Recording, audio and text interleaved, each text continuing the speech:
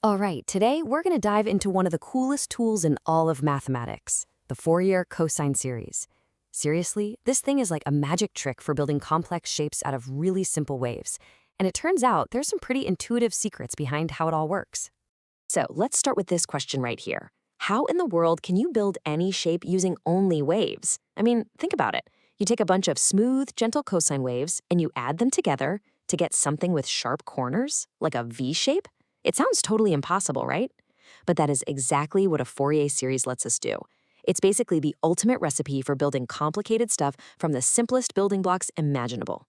So here's our game plan. First, we'll get the main idea behind a cosine series down. Then, we'll dig into the formulas that make it all happen. After that, we'll run through a real example to see it in action, visualize what we actually built, and then we're going to uncover a really cool secret about why some of these series work way, way faster than others. Okay, let's kick things off. The whole idea behind a Fourier cosine series is that we want to represent some function, but only on a specific chunk, let's say from 0 to L.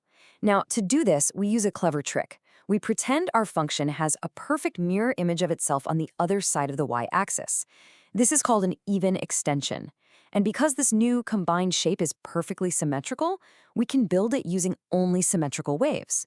And what are the perfectly symmetrical waves? Cosines, of course.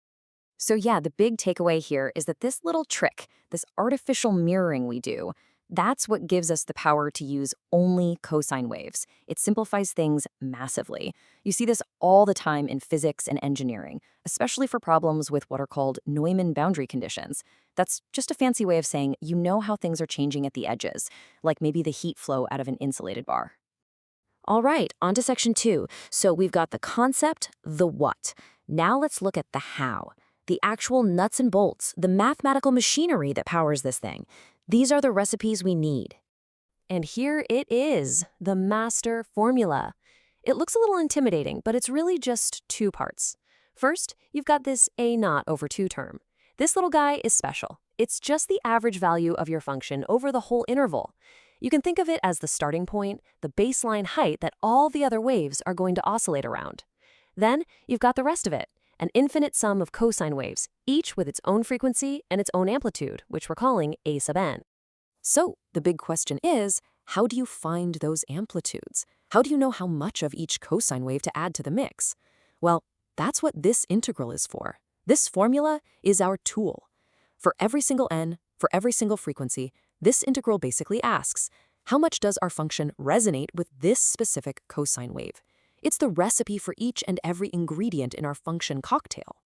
All right, enough theory. Let's get our hands dirty and see this thing in action.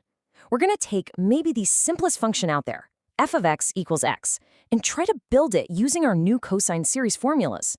This is where the abstract ideas really start to click. Okay, here's our setup.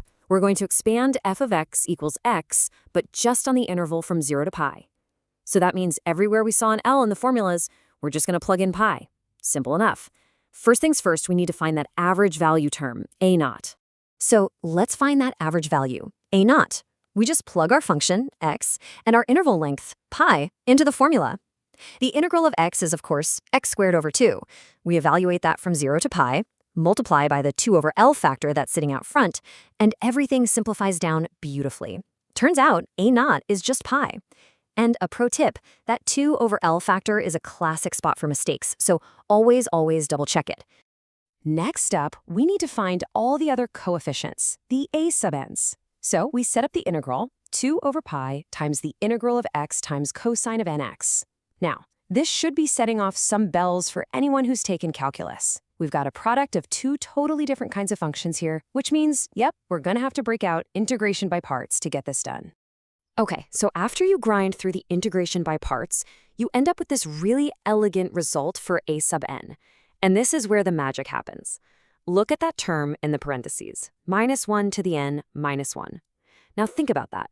If n is an even number, you get 1 minus 1, which is 0. The whole term vanishes. But if n is an odd number, you get -1 minus 1, which is -2. This is awesome. It means that half of our coefficients, all the even ones, are just 0. We only need the odd-numbered cosines to build a straight line. How cool is that? Okay, let's hit pause on the calculations for a second. We just spent all this time and energy finding the series for f of x equals x on the interval from 0 to pi. But what did we actually build? Remember that even extension, that mirror image we talked about at the very beginning? What does it actually look like for this function? And there it is, our original function. Y equals x gets mirrored on the negative side to create y equals negative x.